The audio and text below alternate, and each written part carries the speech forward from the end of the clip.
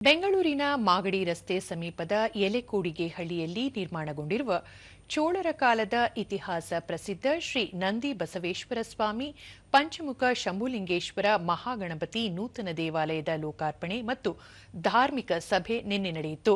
ಸಂಸದ ಯದುವೀರ ಕೃಷ್ಣದತ್ತ ಚಾಮರಾಜ ಒಡೆಯರ್ ದೇಗುಲ ಲೋಕಾರ್ಪಣೆಗೊಳಿಸಿದರು.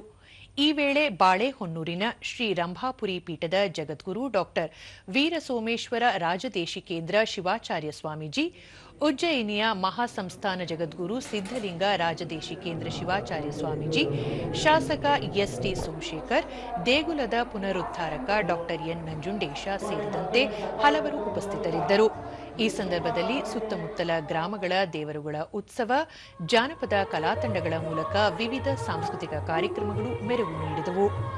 ದೇವಾಲಯ ನಿರ್ಮಾಣಕ್ಕೆ ಸಹಕರಿಸಿದ ಗಣ್ಯರು ಹಾಗೂ ಅಂತಾರಾಷ್ಟ್ರೀಯ ಮಹಿಳಾ ದಿನಾಚರಣೆ ಅಂಗವಾಗಿ ಮಹಿಳಾ ಸಾಧಕಿಯರನ್ನು ಇದೇ ವೇಳೆ ಅಭಿನಂದಿಸಲಾಯಿತು.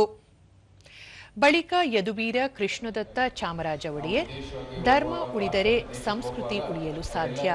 ಧರ್ಮ ಸಂಸ್ಕೃತಿಗಳು ಜೀವನದ ಅವಿಭಾಜ್ಯ ಅಂಗಗಳಾಗಿದ್ದು, ಸಮಾಜದಲ್ಲಿ ಧರ್ಮವನ್ನು ಮರೆಯುವ ಸ್ಥಿತಿ ಬಂದಿರುವುದು ಬೇಸರದ ಸಂಗತಿ.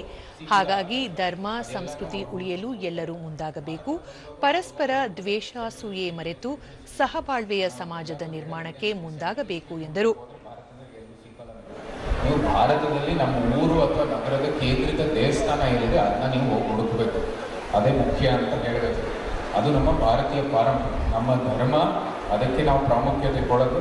ಆ ಧರ್ಮದಲ್ಲಿ ಸಂಘಟನೆ ಆಗುವಂಥದ್ದು ಇಡೀ ಸಮಾಜದ ಒಂದು ಎಲ್ಲ ಚಟುವಟಿಕೆಗಳು ಮುಂದುವರಿಯುವಂಥದ್ದು.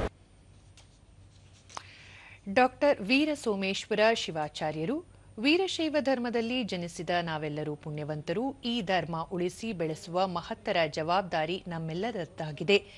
ನಮ್ಮ ವಿಚಾರಧಾರೆ, ತತ್ವ ಸಿದ್ಧಾಂತಗಳು ಏನೇ ಇದ್ದರೂ ಧರ್ಮ ಚಿಂತನೆ ಅತ್ಯವಶ್ಯ ಎಂದರು.